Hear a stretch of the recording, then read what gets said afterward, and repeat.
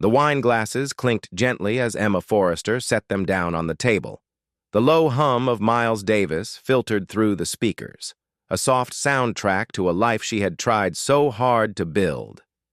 Outside, the rain etched silver streaks against the floor-to-ceiling windows of their newly renovated house in the outskirts of Seattle. It was meant to be a fresh start, a second honeymoon, as Nathan had called it. But now, even the silence between them felt crowded. "You've been quiet all night," Emma said, her voice composed, but her hands trembled just enough to betray her. Nathan looked up from his untouched steak, his brows furrowing slightly. "Just tired," he replied, taking a sip of wine to avoid eye contact. She studied him, clean-shaven, well-dressed, always composed. But there was a new kind of detachment in his voice. Something had shifted. She knew. She had known for weeks, maybe months. His late nights, the guarded phone calls, the sudden enthusiasm for client dinners. But the real confirmation had come just yesterday, delivered by a private investigator she never thought she'd hire. Her husband was having an affair with a junior associate at his firm, and worse, it had been going on for nearly a year. Chapter 2. Cracks in the glass Emma hadn't told him she knew. Not yet. Part of her wanted to catch him in the lie. The other part, strangely, wanted to give him one last chance to confess. They went through the motions. Morning coffee, awkward goodbyes, hollow good nights. But underneath, something was splintering. Nathan wasn't a monster. That was the part. That made it worse.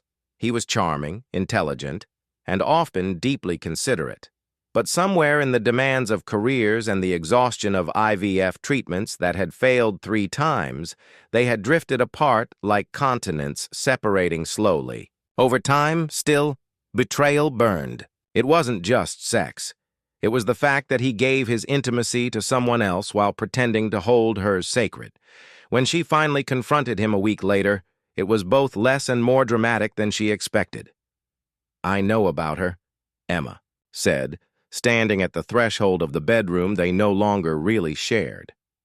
Nathan's back stiffened as he pulled a t-shirt over his head. "He didn't ask who. He didn't ask, 'What are you talking about?'" He just closed his eyes as if waiting for impact. "How long?" she demanded. He sighed. "Almost a year. No denial. No apology, at least not yet. Just the ugly truth. Dropped, like a stone into still water." Chapter 3. The other woman. Her name was Alina Mendez, 29. Ambitious. The kind of woman who reminded Emma of her younger self. That was the cruelest twist. Emma did her own investigating. Accessed Nathan's texts, dug through receipts, even visited Alina's apartment building once just to see it. The thrill of uncovering secrets gave her temporary control, but it also deepened her hurt. Alina, Emma learned, didn't know the full truth either. Nathan had told her he and Emma were functionally separated. A lie, or at least a convenient distortion. Emma considered telling her. She even typed up an email once, but deleted it. What would be the point? Chapter 4. The Confession.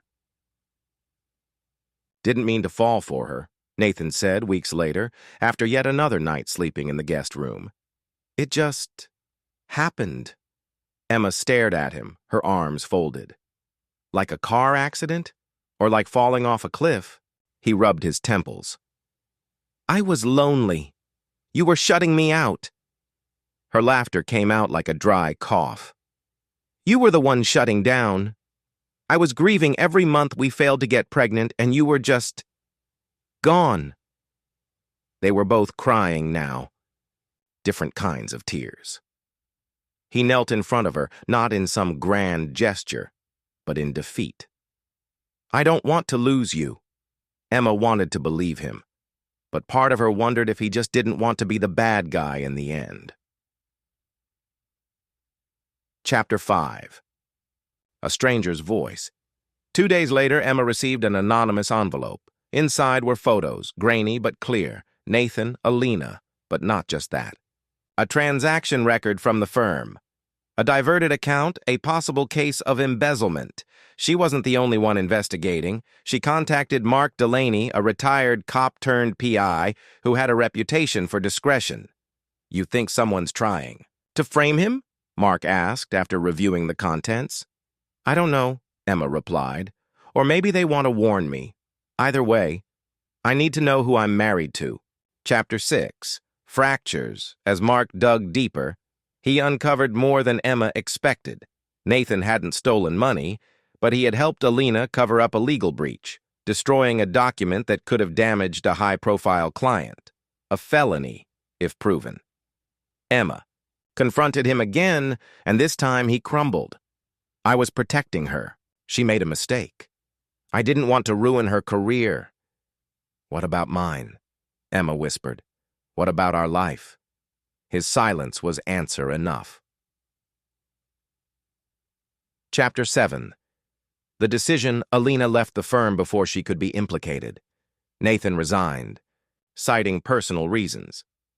He didn't fight when Emma asked him to move out. The house felt bigger without him, colder. But there was clarity now. In therapy, Emma finally said the words out loud. I still love him, but I don't know if I can ever trust him again. Her therapist nodded.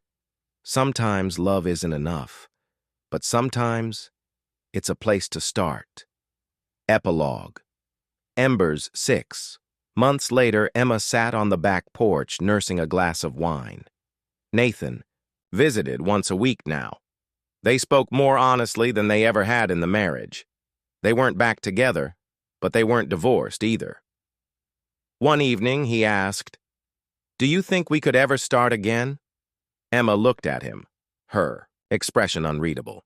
Maybe, but not from where we left off. She stood, kissed him on the cheek, and walked back inside, leaving the door slightly ajar. Outside, the wind rustled the trees. Inside, the silence was no longer unbearable. There were no promises, only the fragile beginnings of something new, or the quiet final breaths of something that had already died. Let me know if you'd like a continuation or a version from Nathan's point of view. Nathan sat alone in the guest house he rented 2 neighborhoods over, a 2-bedroom Airbnb turned temporary exile. The furniture didn't belong to him. Neither did the scent in the hallway or the chipped white mugs. His life, once curated and composed, now felt borrowed and brittle. He hadn't touched Alina in months. Not since Emma confronted him. Not since the weight of everything came crashing down, and Alina had, in a final text, accused him of cowardice for choosing his marriage. Over her career, he didn't respond. What was there to say? He had lost her. He had nearly lost everything. But Emma still let him into her life, in fragments. A text about the cat's vet appointment. A forwarded article she thought he'd like. A memory she shared from their trip to Barcelona. These were tiny stitches across a chasm that still yawned between them. Chapter 9. Mark's visit. Mark. Delaney knocked on Emma's door just past 7 on a Thursday night. He wore a leather jacket that smelled like cigarette smoke and rain, and he held a folder in his left hand. I thought you should see this, he said, stepping inside. Inside the folder were more photos, not of Nathan this time, but of Alina. Meeting with a man Emma didn't recognize, a rival firm's name stenciled on a portfolio clutched in his hand. She's flipping, Mark said. Turning on the firm. Probably offered them something. To buy her a position. Emma swallowed. And Nathan? He's a loose end. If she talks, he gets dragged down with her. But here's the thing. She hasn't named him. Not yet. Emma stared at the photo of Alina laughing beside the man.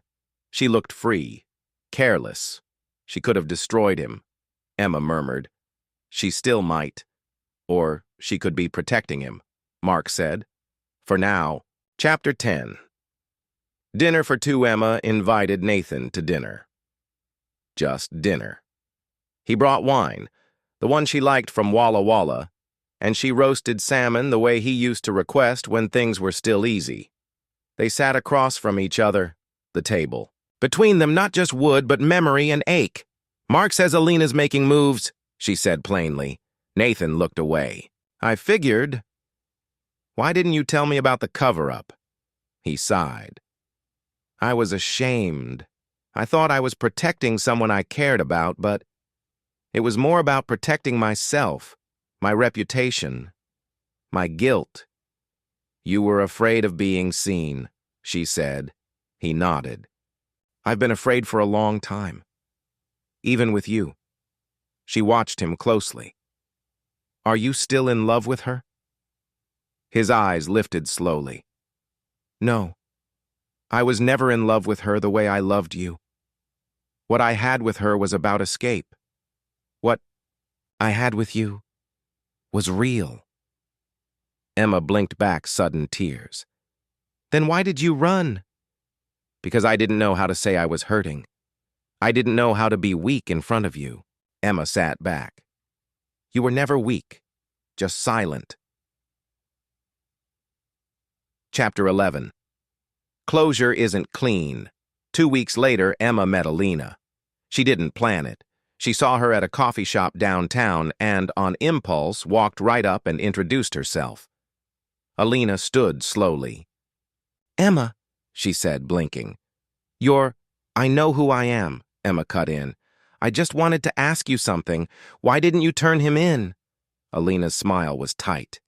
Because I don't destroy people who protected me, even if they lied to me, too. Emma nodded slowly. Do you love him? A pause.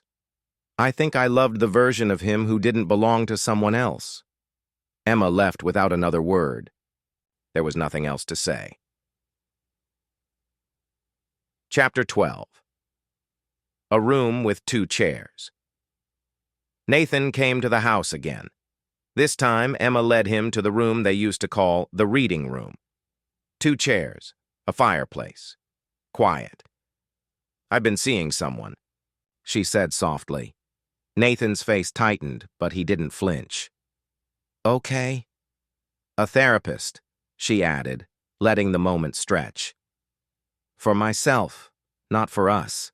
He exhaled. I'm glad. They sat across from each other. No table this time, no wine, just rawness. Do you want this marriage to work? She asked finally. He nodded. I do, but I'll understand if you don't. I don't know if I can forgive you, she whispered. You don't have to, he said. I'll wait anyway. Final chapter. Still life. It was spring when they stood in front of their house again, this time together, uncertain. They hadn't made a decision. No declarations. No dramatic reunion. Just 2 people bruised and brave, willing to step into the same frame again and see if anything could be painted new. In the window, their cat blinked lazily. I'm not promising forever, Emma said. Nathan gave a small smile. Then let's try today. They walked inside, the door clicking shut behind them, gently, like the closing of a book with pages still left unread. End. A year had passed. The neighborhood was quieter than Emma remembered, or maybe she had changed. Either way, she walked differently now, lighter in some places, heavier in others. She lived in the same house, but not the same life. Nathan had moved. Back in 6 months ago, slowly, like a guest learning the rules again. They hadn't told anyone, not friends, not family, that they were back together, because they weren't, not exactly. They were coexisting, relearning, choosing stillness over declarations. Sometimes that meant separate bedrooms. Sometimes it meant brushing hands over coffee and letting that be enough. What surprised her most was how much she didn't hate him anymore. Forgiveness hadn't come in a grand gesture. It had snuck in like sunlight through closed blinds. Chapter 14. The Past Has Teeth Mark. Delaney showed up again. This time, he wasn't there for Emma. He needed Nathan. Alina had resurfaced in court filings. Not directly, but tangentially. Her name linked to a whistleblower from her new firm. Someone who'd turned over documents hinting at broader corruption. Nathan's name hadn't come up, but it could. "I think she's protecting you again," Mark said in the driveway, eyes scanning the front door. Nathan looked older now, his hair a little grayer, his shoulders permanently hunched. "Then why are you telling me?" he asked. Mark shrugged. "Because protection comes with a shelf life." Later, Emma found Nathan sitting on the porch, fingers curled around a chipped coffee mug, staring at nothing. "She's going to bury herself to save you," she said. "I didn't ask her to," he replied, voice low. "But you let her," Emma said. Then she went back inside. Chapter 15. Dissonance. Emma's therapist, Lila, leaned forward. "You don't talk about anger anymore." "I think I used it all," Emma said quietly. "What's replaced it?" She paused. "Pity. Maybe guilt." "Guilt?" Lila echoed. Emma looked at the ceiling. "For staying, for trying again, for not being stronger, or maybe for being too strong when I should have broken." Lila nodded. "Love isn't always clean." Emma scoffed. "It's a riot inside a church." Chapter 16. The Dinner Table Test. They hosted dinner. Just once. Old friends, Julia and Matthew, two kids who'd grown taller. Laughter filled the dining room again, though it felt rehearsed.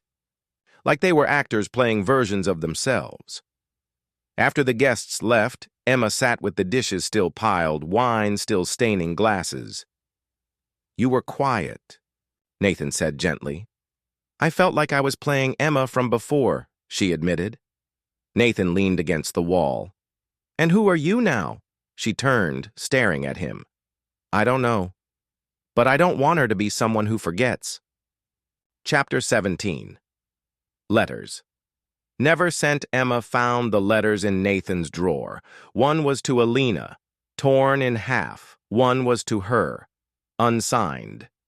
"You are not required to forgive me, but I will keep showing up until you don't have to look over your shoulder anymore, until our silence becomes safety again." She left the letter where she found it, said nothing. But that night, she let him sleep beside her. They didn't touch. They didn't speak. But his breathing became the rhythm of the room. Final chapter. Breathing room autumn again. Emma walked to the gallery where she had applied for a curator's position. She hadn't told Nathan. Not yet. Some things were still hers. In her bag was a photo she'd taken. A chair bathed in morning light, empty but not abandoned. She called it the space between us. Inside the gallery, the curator smiled as she studied it. "It feels like something just happened here," she said, "or is about to." Emma nodded. "That's the point." Later that evening, she returned home. Nathan was in the kitchen, burning toast. The cat meowed at his feet, a kind of domestic disaster, familiar and soft. He looked up when she entered, cautious. "I got the job," she said. His face lit up. "That's incredible," she smiled. "It's full-time. Might mean later nights. More of me."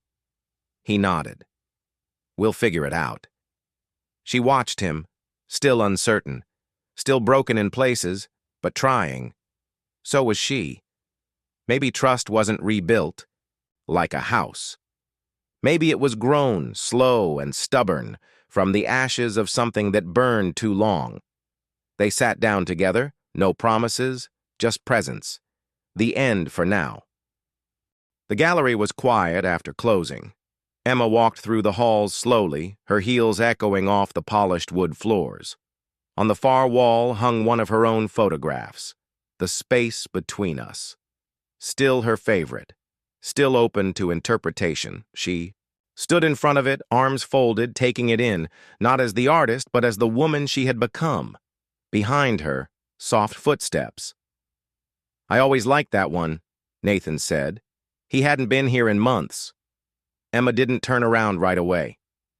"You said it made you uncomfortable." "I said it made me feel exposed." She finally looked at him. He was thinner now, beard trimmed, suit a little more worn. A man softened not just by time, but by consequence. "So why come back?" she asked. He walked closer, but kept his distance from the frame. "Alina died," he said quietly. Emma blinked. "What?" "Car crash in Prague. No foul play, no conspiracy. Just life being arbitrary."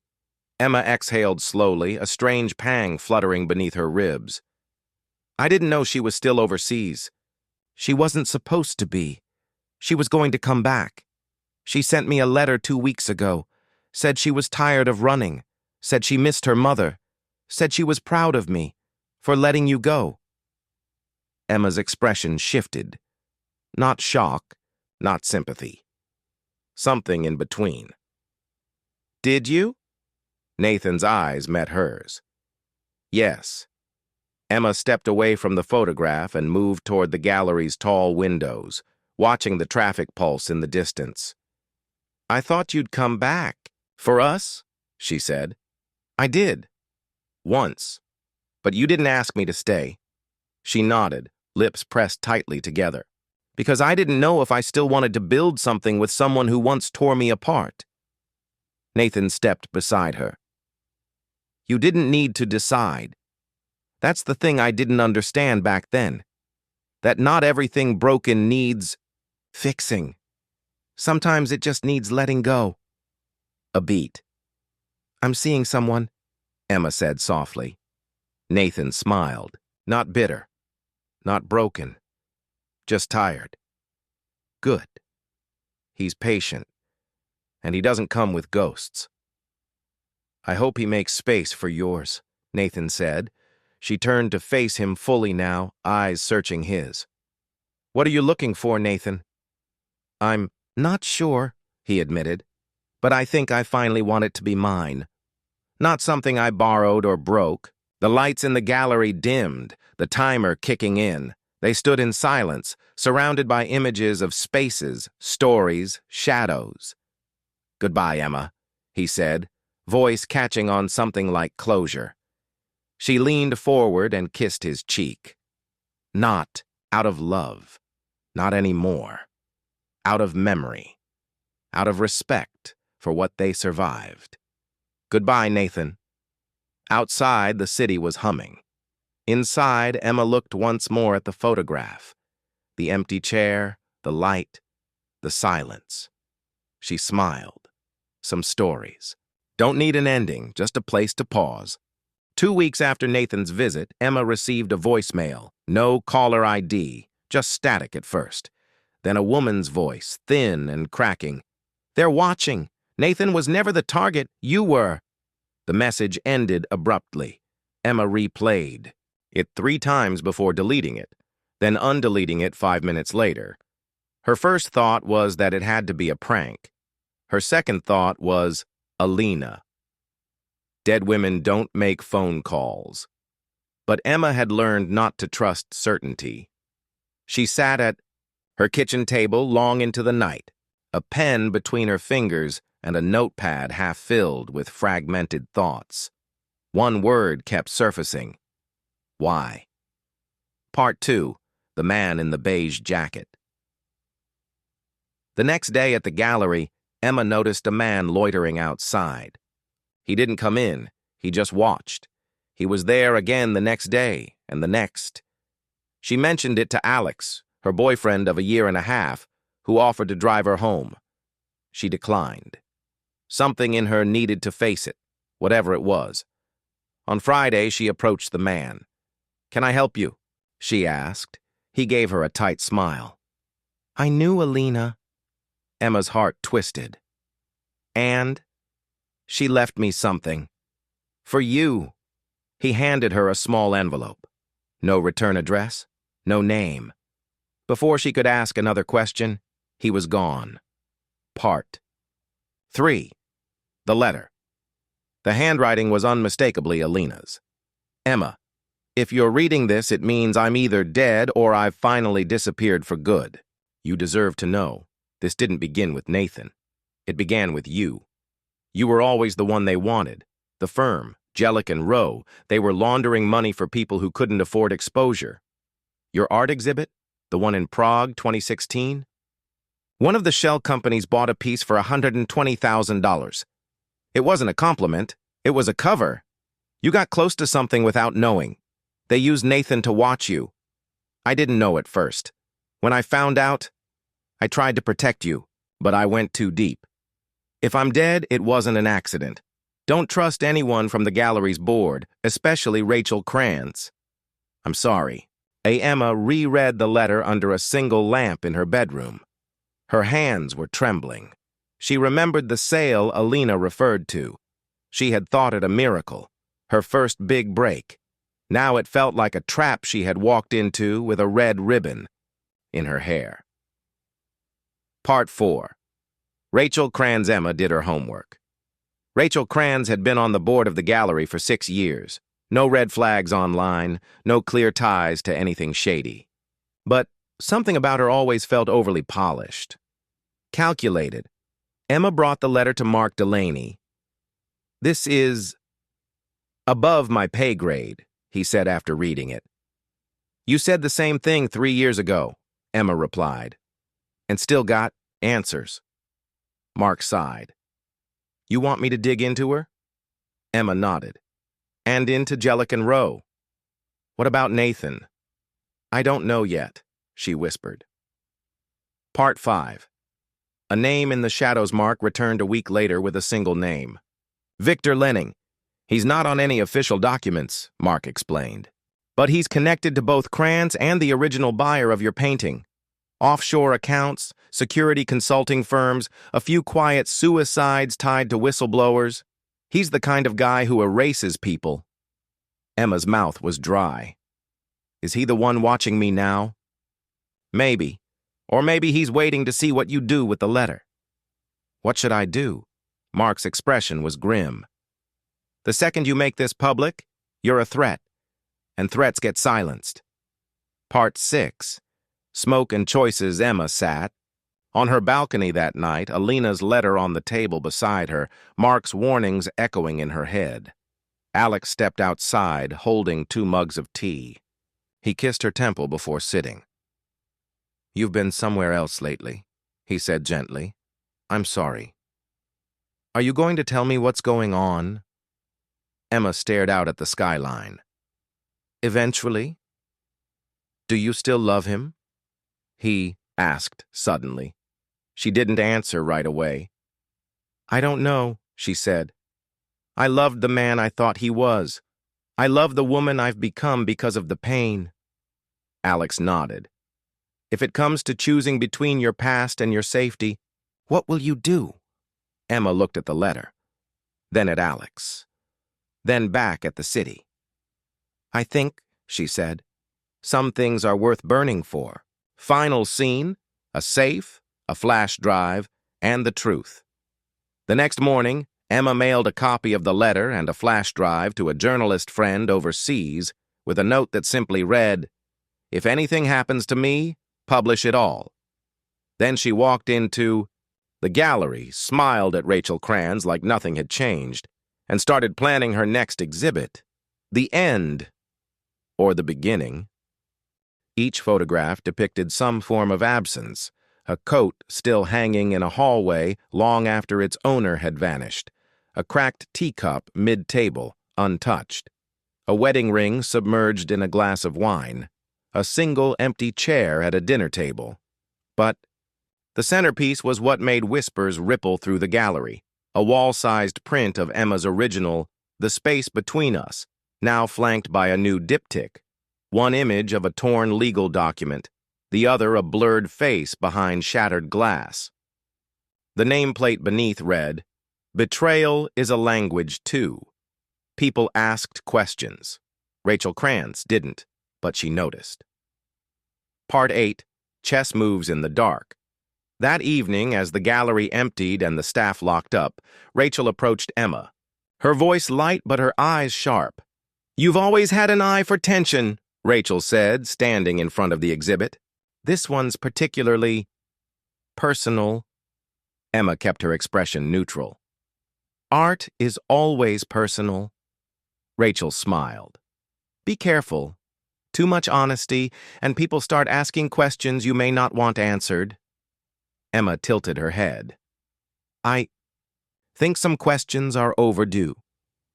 A long pause passed between them. Rachel leaned in. "You know, I tried to warn Nathan years ago. He never listened.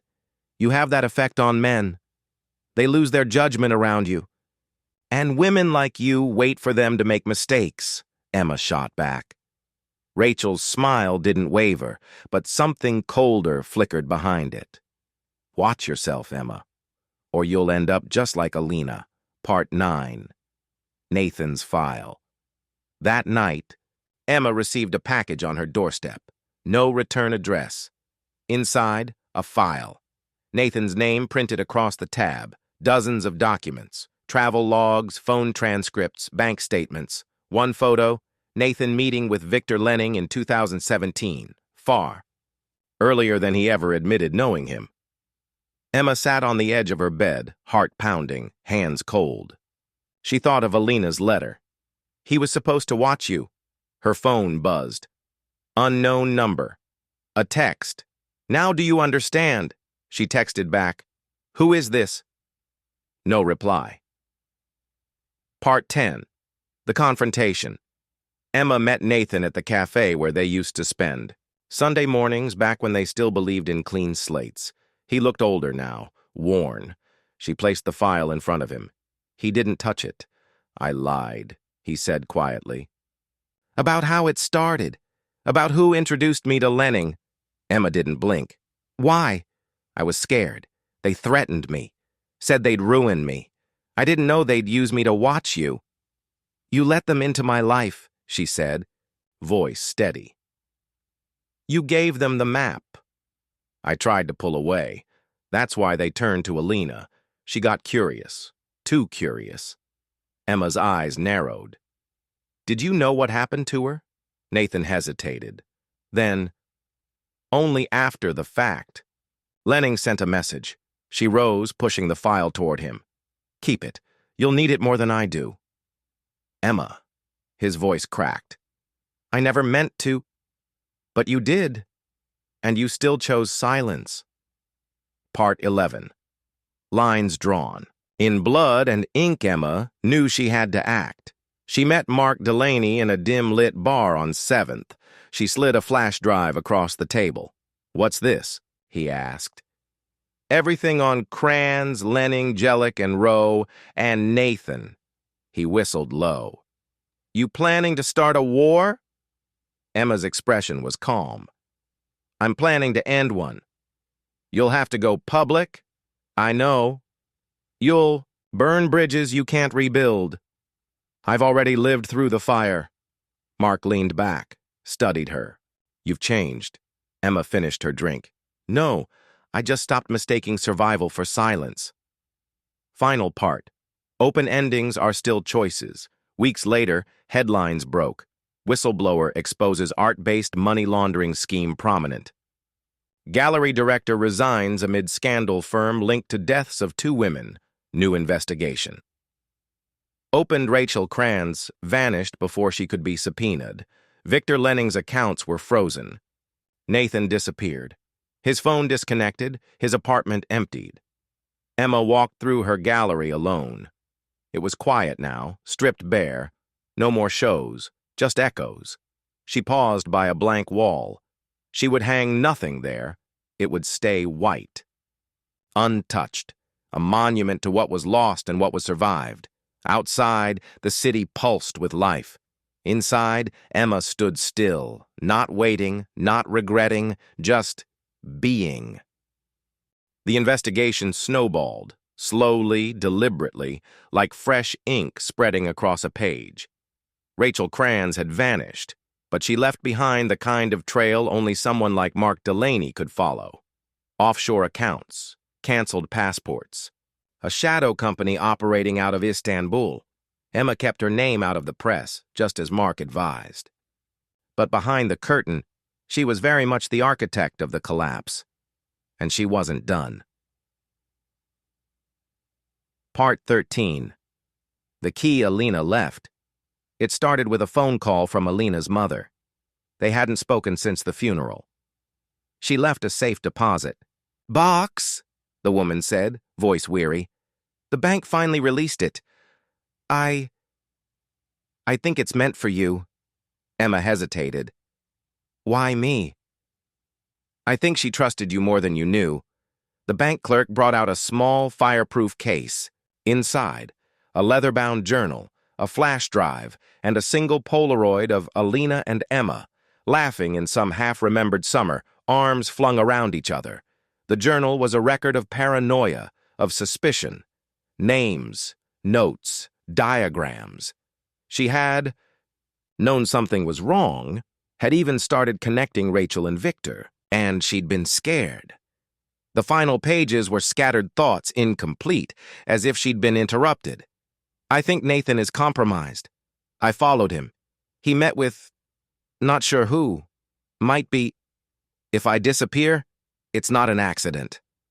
Emma deserves to know the truth. All of it. Part 14. Cat and Mouse. The flash drive confirmed more than Emma expected. Recordings. One was a wire Alina had worn during a meeting with Rachel and Victor. The audio was grainy, but unmistakable. Rachel. "Emma's influence is growing. If she keeps pushing into the European markets, she'll draw too much attention." Victor. "Let Nathan distract her. If she resists, we cut her out. Or silence her." Rachel. "Like we did with Alina." Laughter. Emma pressed stop. Her breath caught like glass in her throat. She called Mark. "I need you to leak something for me," she said. He exhaled slowly. "What's on it?" "Proof of intent, threats, coercion. And you're ready for what happens when this hits. International channels?" "I don't want revenge, Mark. I want truth." Part 15. The bait 2 weeks later, Emma held a private showing at a borrowed gallery in Berlin. The title of the exhibit was simple: Ghosts Speak Louder in Silence. The flash drive's contents were encoded into a multi-channel art installation. Audio loops behind abstract sculptures, Alina's notes etched into transparent acrylic panels. It was a masterpiece of coded confession. International press picked it up. Whispers of whistleblowing. Art as activism, and someone was watching. Emma found a single red rose taped to her apartment door the next morning. No note, no signature, just the stem. Thorns still on. Part 16. Across the watermark traced Rachel to Croatia, then to Athens, then nothing. "She's using ghost identities," he said. "She's not running, she's circling." Emma nodded. "Waiting, to see if I make the next move." "You already did. The world knows what she did to Alina, to you." Emma looked out the window, down at the rainy streets. "But she's still free." Part 17. Letters Never Sent. She sat in her apartment, one night, alone, and opened a folder of unsent letters, ones she'd written to Nathan over the months. Some were angry, others aching, most unfinished. "You broke me. You tried to protect me by lying, but your silence was the loudest betrayal of all. Sometimes, I think I still love the man I thought you were. But that man was a ghost, wasn't he?" She burned them, all in her fireplace. Then she picked up a brush for the first time in weeks. Her next piece wouldn't be a photograph, it would be a canvas. Final scene. Stillness before the next storm act. Her next show, Emma stood silently beside a new painting. Deep, textured, chaotic. Layers of red beneath ivory. Streaks of charcoal like claw marks. The title read, "This is what it looks like when truth survives." Someone in the crowd passed by her. Slender figure, black gloves, a scarf hiding the lower half of her face. Emma. But the woman was gone. All that remained was a folded card tucked into the nearest frame. Inside, one line. "It's not over. And you're not the only one with ghosts." Emma stared at it, the murmur of the crowd around her fading into static, her jaw clenched, then loosened. She turned back to her guests, her posture calm, her eyes sharp. Let the past come for her. This time, she was ready. Winter in Vienna was always a quiet kind of cruel, cold, elegant, and deceptive. Snow dusted the rooftops like powdered sugar, disguising the decay underneath. Emma stood at the balcony of her rented flat, watching flakes melt on her gloves. Rachel was still out there, but the rules had changed. Part 19. The man with the burn scar mark had traced a man with connections to Rachel through encrypted bank transfers. The name on paper meant nothing. Lucian Drexler. But there were whispers, black market reports, mercenary, fixer, occasionally government-sanctioned until he wasn't. Emma met him in a wine bar off Maria Hilfer Strasse. Dim lighting. No one spoke unless paid to. Lucian was early 40s, skin, tight over sharp bones, burn scar on the left jaw, eyes like extinguished stars. "You've got her attention," he said, sipping Grinner Veltliner. "And that's not easy. She used to sleep with a pistol under her pillow in Nice. Doesn't anymore. You know why?" Emma stared. "Why?" "She doesn't think anyone's willing to come for her." Emma's voice was calm. "She's wrong." Part 20. A game of messages. Emma started sending things. The first was a newspaper clipping from Berlin, printed on vellum paper, couriered to a drop box in Prague.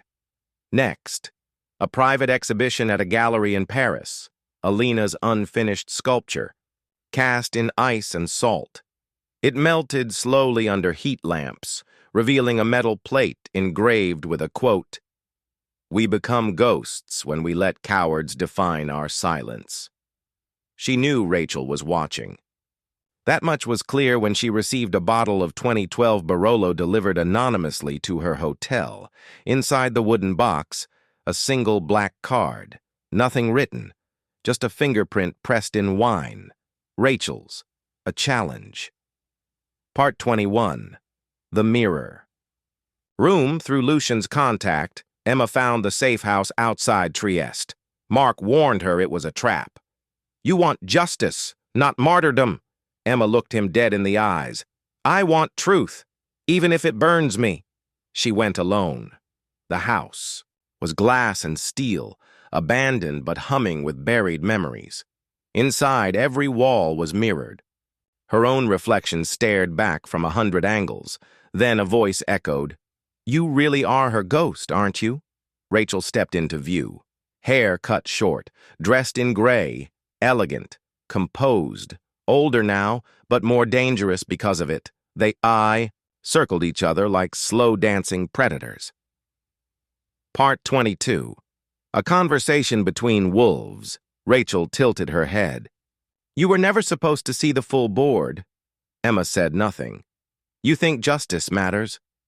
But this was never about right or wrong. It was about survival." Emma stepped closer. "You killed her." Rachel didn't flinch.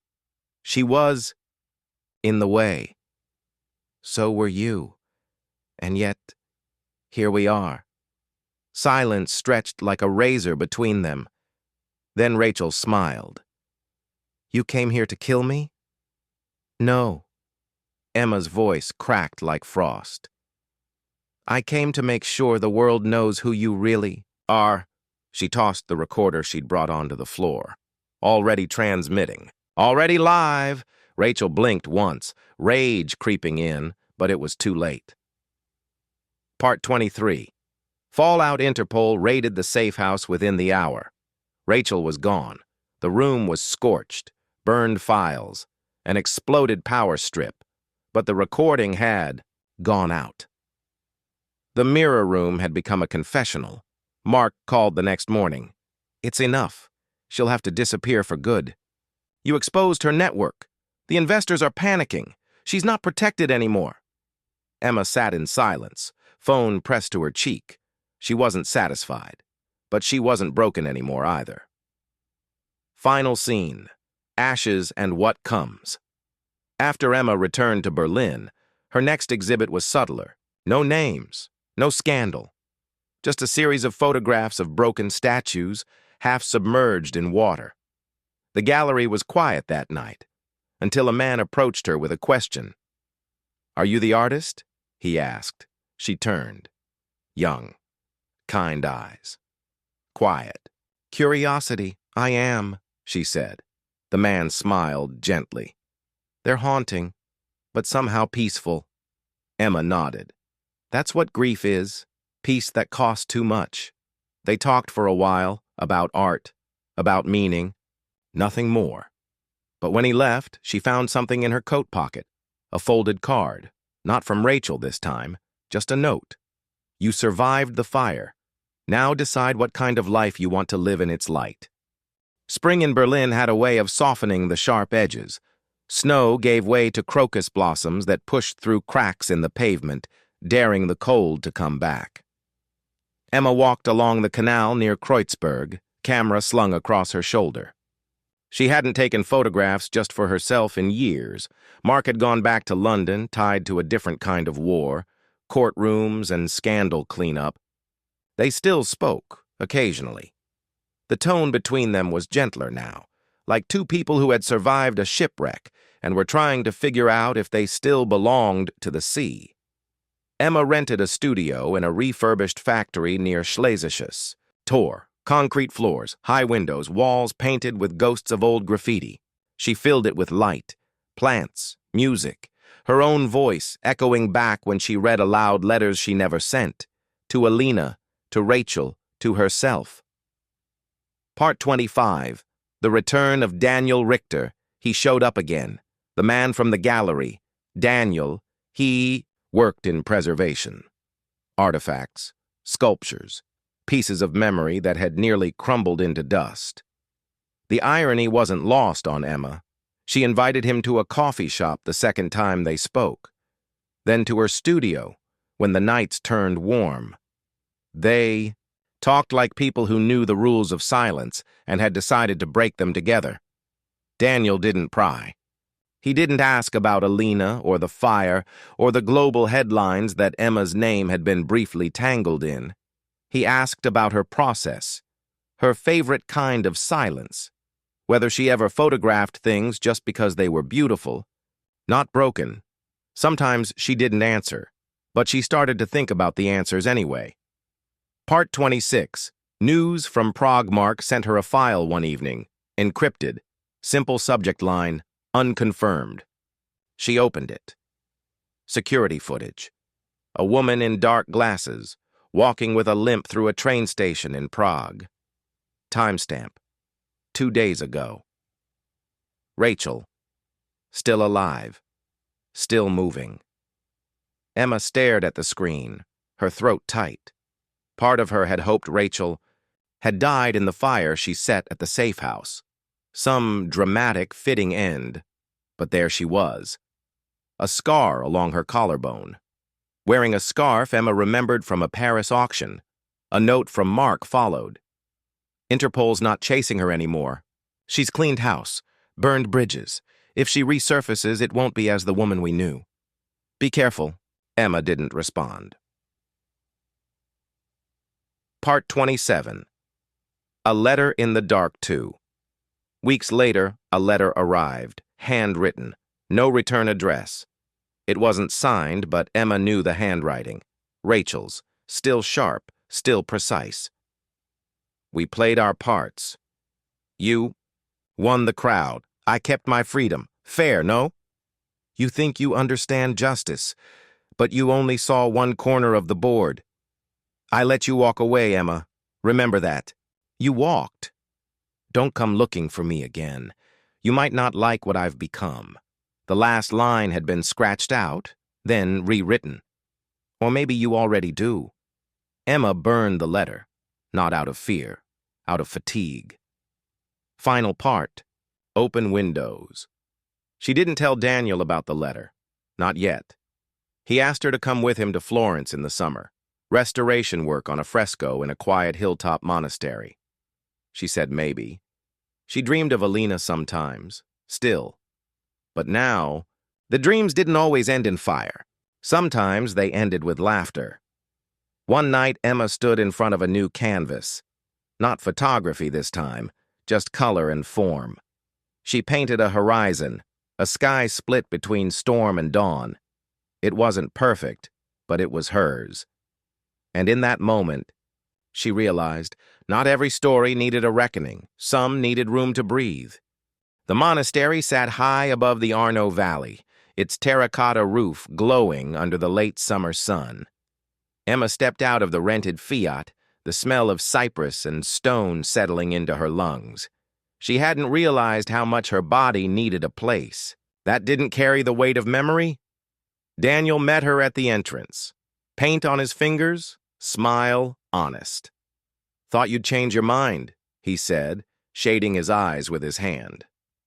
"I almost did," she replied, adjusting her camera.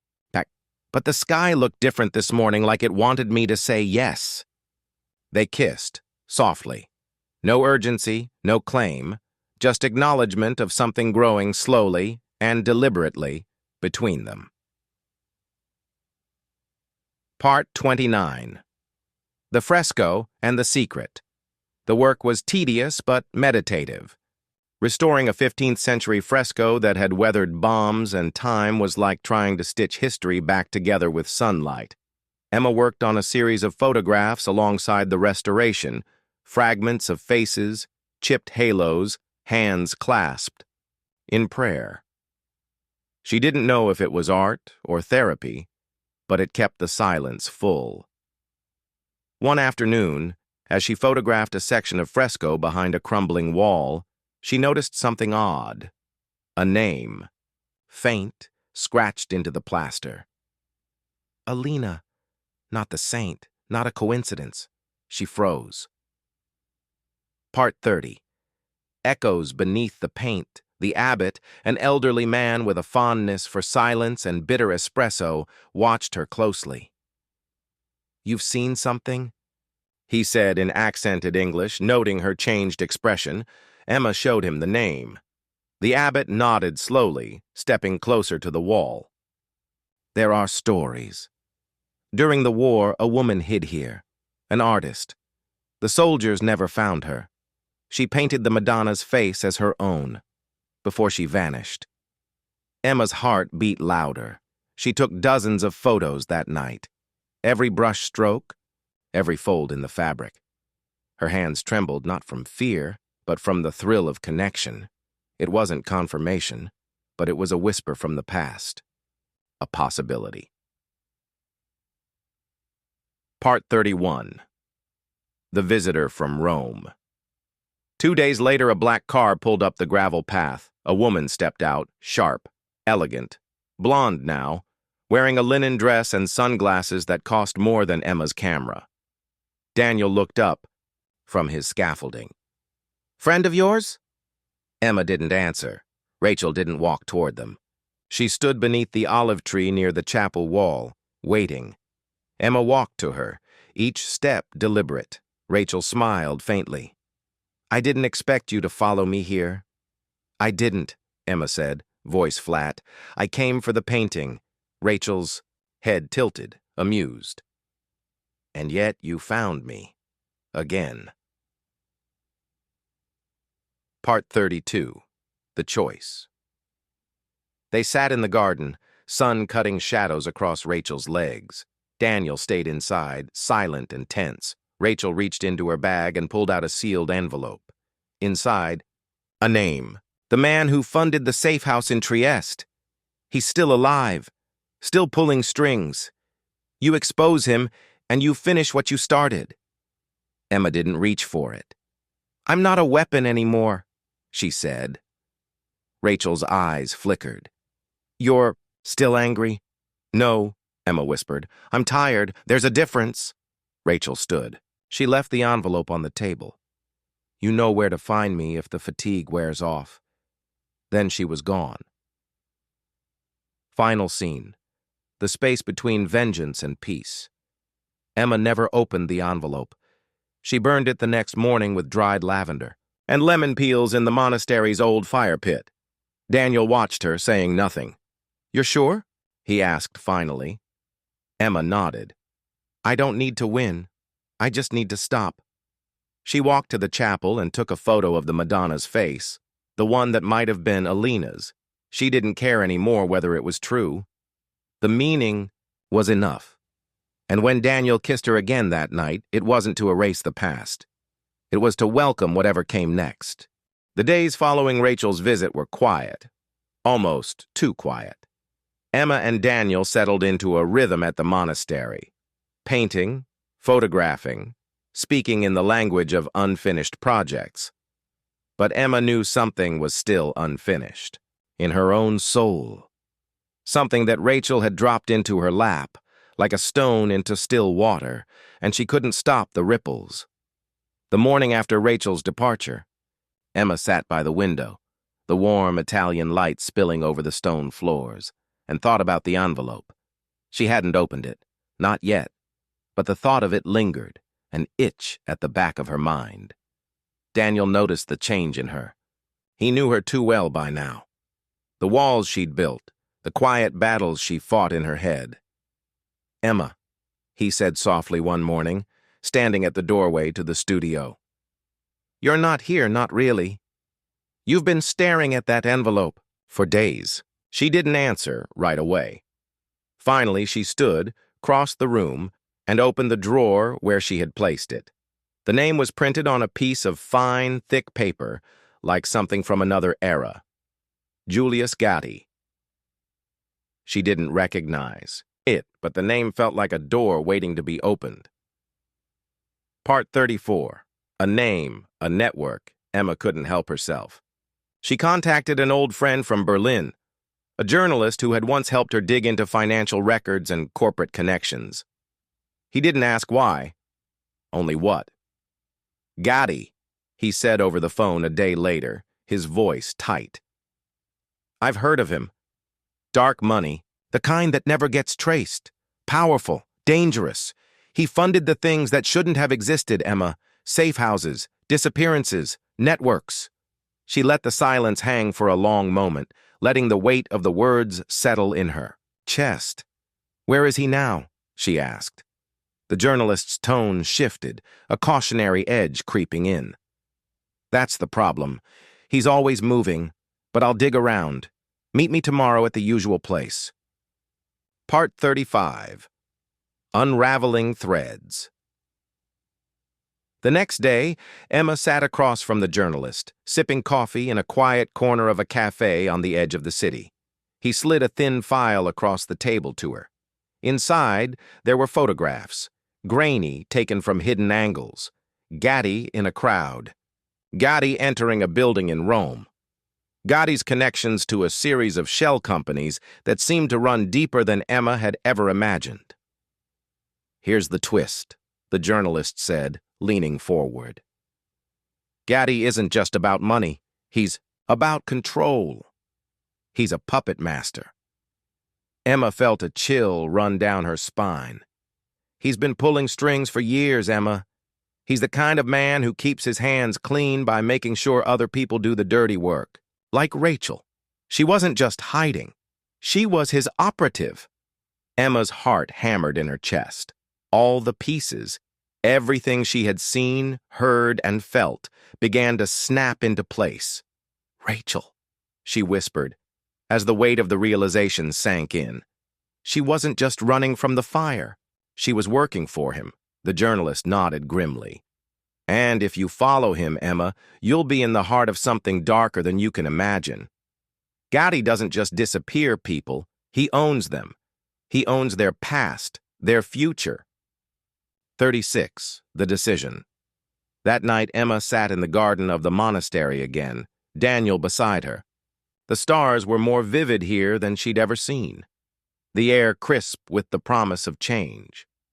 But Emma felt heavier now, the burden of the choice she knew she had to make pressing down on her. Daniel watched her closely, his face a mixture of concern and understanding. He knew the look in her eyes, the quiet storm that had been brewing since she found that name. "You're thinking about it, aren't you?" he said softly. She nodded, her gaze fixed on the dark horizon. "I have to know. I have to finish this. I need to know what Gotti did to Rachel, what she was really part of. If I don't, you'll never be able to move on," Daniel finished for her. She looked at him then, the man who had patiently rebuilt the shattered pieces of her heart over the months. "I don't want to drag you back into this, Daniel, but if I don't go after Gotti, if I don't understand it all, I'll never be able to forgive myself." He took her hand, squeezing it gently. "Then we'll face it together. Whatever it is, we'll face it together. But only if you're sure." She took a long breath. There was a part of her that still wanted peace, that yearned for the quiet, the ordinary life that had felt so close before Rachel came back into it.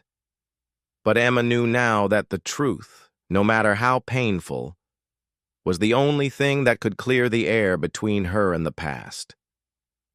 "I'm sure," she whispered. "I have to do this. I have to finish it." Part 37. The Hunt.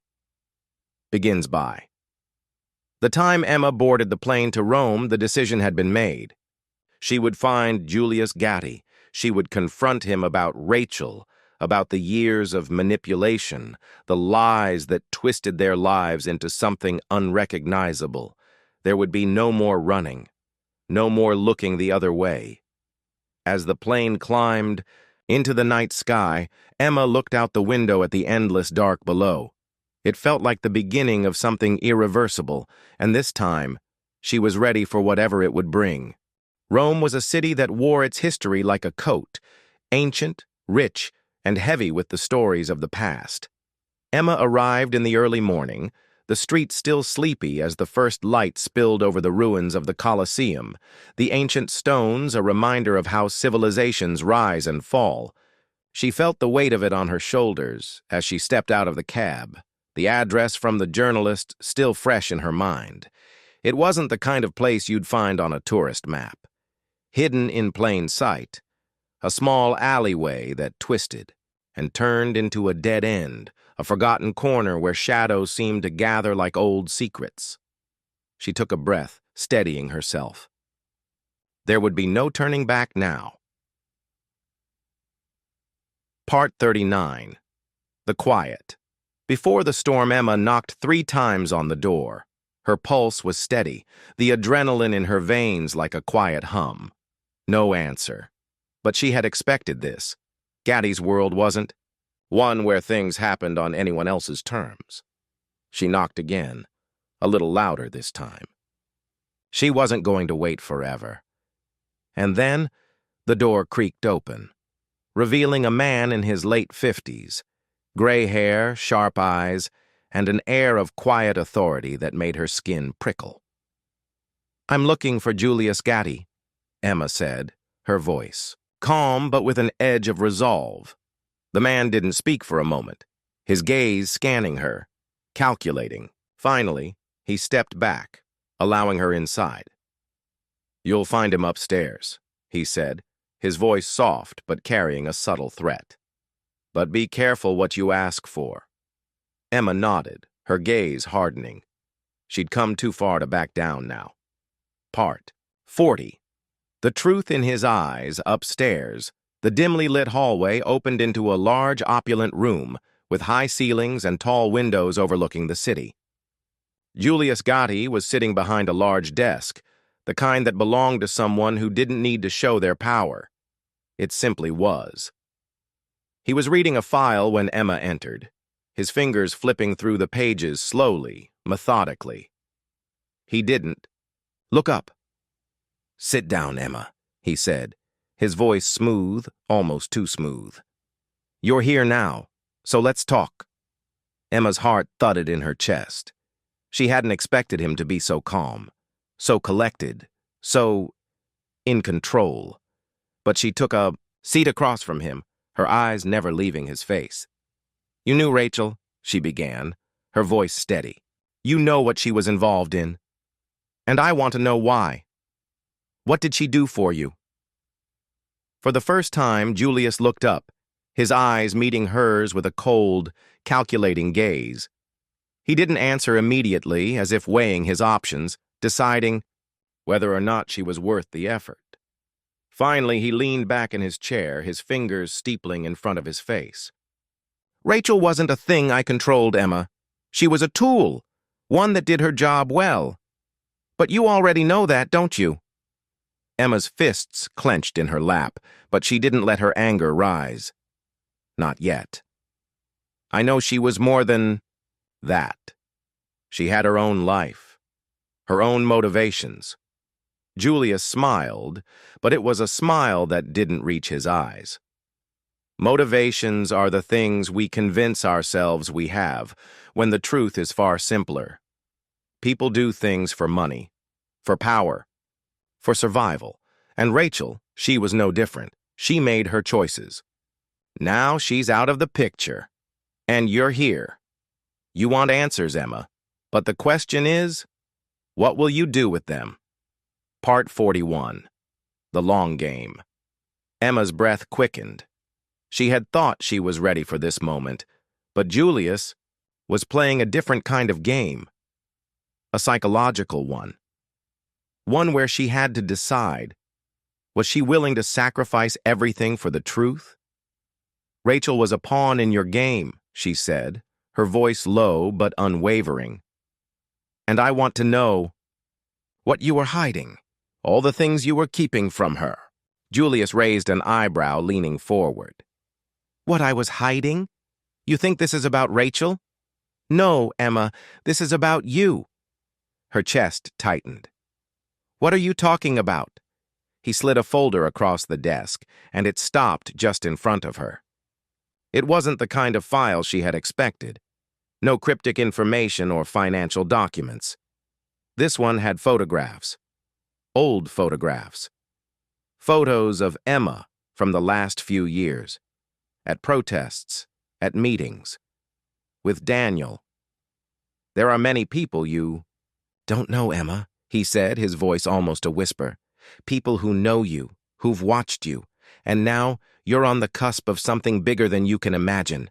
Do you really think you're ready for the consequences? Emma flipped through the photos quickly, her mind racing. There was Daniel in one. There was herself a few years back walking out of a cafe in Berlin. But there was something unsettling in the mix. She was being watched by people who knew her, people who had been following her for far longer than she had suspected. Her heart sank as the realization hit. Gaddy wasn't just a figure in her past. He was the orchestrator of the entire web, everything. Rachel, Daniel, and even her own journey toward this moment. He had always known more than he let on.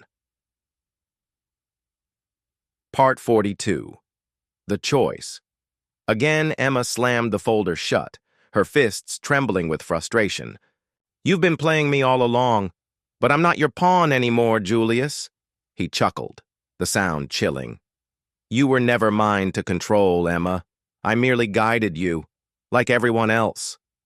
Emma stood up abruptly, her decision clear. In her mind, it wasn't just about revenge. It wasn't even about Rachel anymore. It was about taking control back, about making her own choices, even if it meant destroying everything Gotti had built. I'm going to expose you, Julius, she said, her voice steady with purpose. And I'm going to make sure everyone knows who you really are. Julius's smile faded, his face now a mask of cold indifference. You think you can take down a man like me, Emma? You're just a story waiting to be written. Emma didn't flinch. I think I've already started.